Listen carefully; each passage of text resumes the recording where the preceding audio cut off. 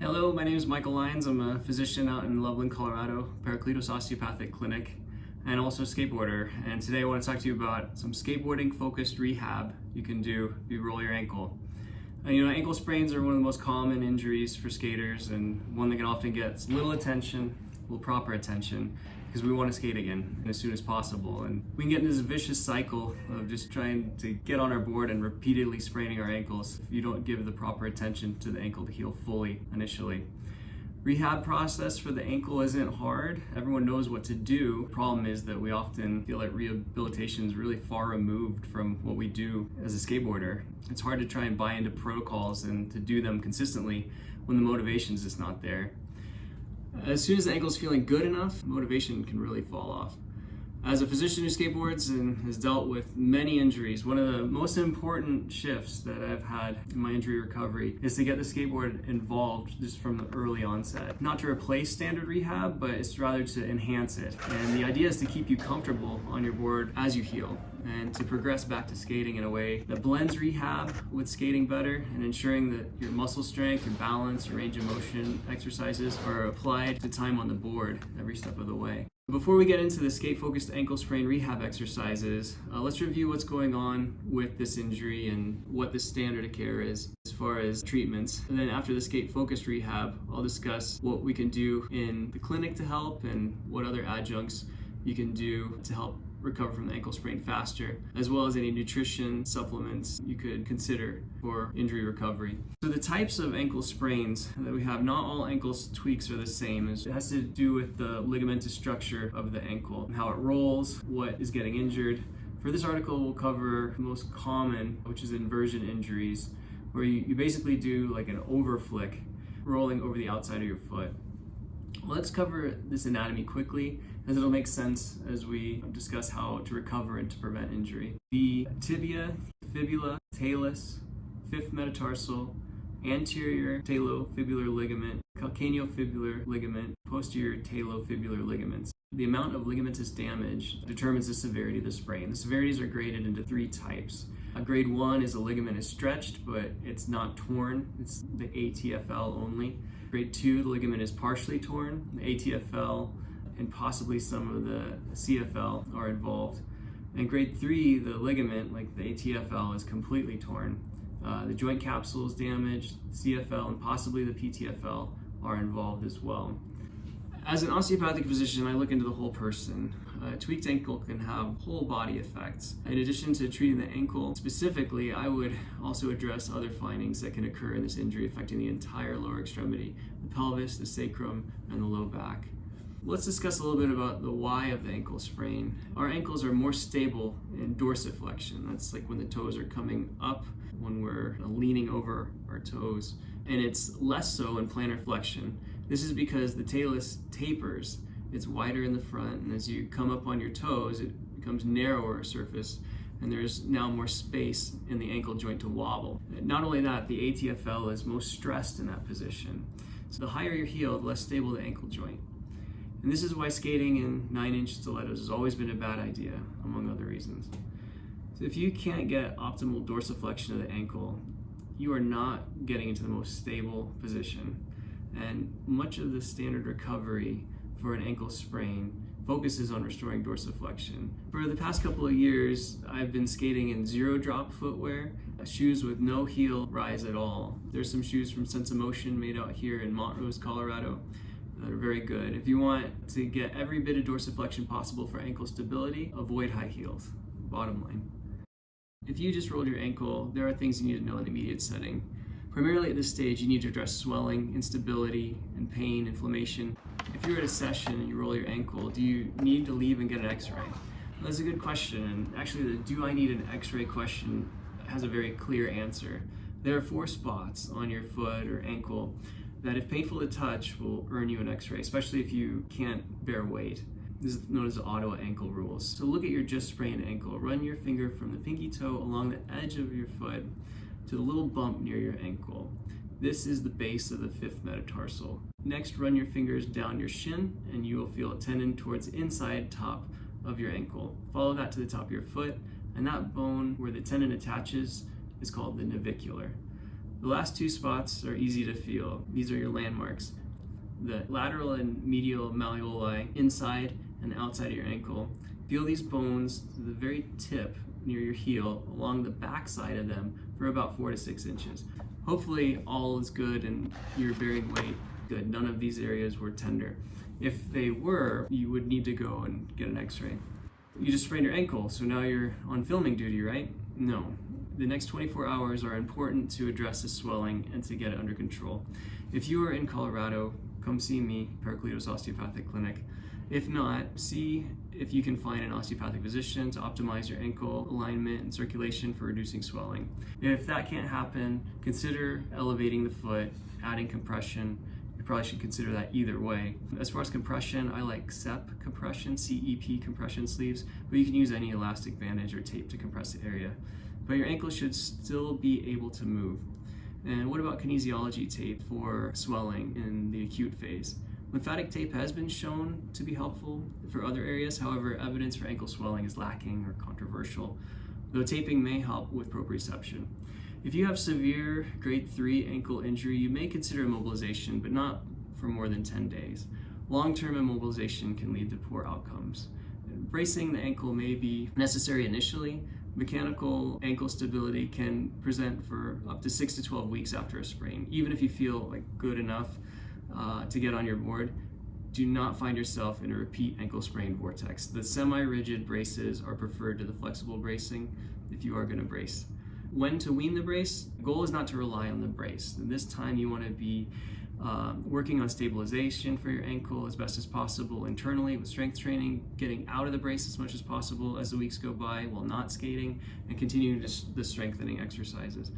So what about pain? Should you take ibuprofen? Well, if you can avoid it, that may be better. Non-steroidal anti-inflammatory drugs such as ibuprofen can work against your ligament and tendon recovery. If used chronically, especially, you actually want inflammation to help the healing process. Limit the use of NSAIDs for just a couple of days immediately post-injury if you're absolutely dying. If you do choose this route, try topical diclofenac, Voltaren gel, or over-the-counter medications such as those. When can you expect to be back? That's difficult to say definitively, and returning to a full skate session should be determined by some functional performance test. There is a lot going on after a sprain and for quite a while. There's the initial inflammatory phase that lasts about 2 weeks after the injury, then the proliferative phase of tissue repair goes from 6 weeks to 3 months out. Further remodeling and structural integrity can go on for up to a year from that injury. That being said, depending on the severity, you could estimate a time to return roughly as 1 week for a mild grade 1 sprain, 2 weeks to 3 weeks for a moderate grade 2 sprain, and 3 to 4 weeks for a more severe grade 3 sprain. You know that you're ready when you can run, cut, and jump without pain or instability. If you have access to a physical therapy program or an athletic trainer, they can use objective testing to help greenlight you from your sprain. Regarding skate-focused rehab, classic rehabilitation from ankle sprain is helpful and effective, but you need to have the motivation to stick with it. After the immediate care for pain and swelling, range and motion exercises should be initiated, then advancing to standard proprioception or training, strength training, and finally conditioning for sport-specific movements. There is no appreciable difference in recovery from home rehab versus supervised therapy, but that's when each is done properly. However, if you are fortunate enough to have an osteopathic physician, physical therapist, or athletic trainer with an understanding of skateboarding in your area, it may be worth it to go over your home exercises with them to make sure you're doing them properly and get good feedback and guidance. Kyle Brown, Doctor of Physical Therapy in Santa Monica, is well known for helping skateboarders recover from injuries and has even an extensive YouTube video demonstrating the classic home exercise programs for ankle sprain recovery through his old friend's site.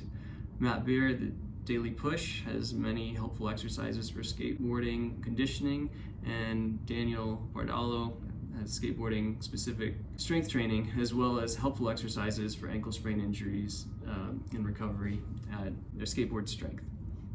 And the goal of this article is to give you some additional activities to your classic rehab that will provide time on your board in a way that will synergize with your exercises, as well as keeping you motivated to continue a full recovery. Recall the three components of classic rehab: proprioception, strengthening, and specific movements for returning to skateboarding. This skate-focused rehab builds on the same components and advances in 3 phases. Phase 1, proprioception, building intrinsic foot musculature.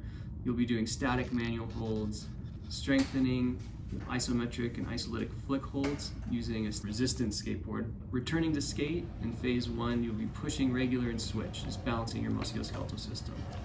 As you move into phase 2, you'll do everything in phase 1, but you add on for the proprioceptive and building intrinsic foot musculature, holding and balancing in various ledge grind positions, and doing drop catches with your board. For the strengthening component, carving and turning and advancing to power slides. And for returning to skate, you're going to start doing ride-on grinds, right off the curbs, ledges, progressing your heights and your reps. And then for phase 3, again, everything in phase 1 and phase 2 you'd be doing during your rehab, but then you'd also add on for proprioception and building intrinsic foot musculature, manuals without ollies, moving, strengthening, you'd be pumping transition, and then returning to skate, you'd be doing some flat ground runs, mainly just working on your fast twitch musculature and balance, ollieing your parking lot lines, doing your 180 runs for your cutting and jumping. Osteopathic manipulative medicine. Osteopathic physicians, DOs, are fully licensed to practice medicine in the United States and internationally. DOs can practice in every medical and surgical specialty. However, those boarded in neuromusculoskeletal medicine focus on OMM, osteopathic manipulative medicine, to provide hands-on care. Going back to what I said before about ankle sprain having whole body effects, you can see that in this diagram here by Dr. Kuchera.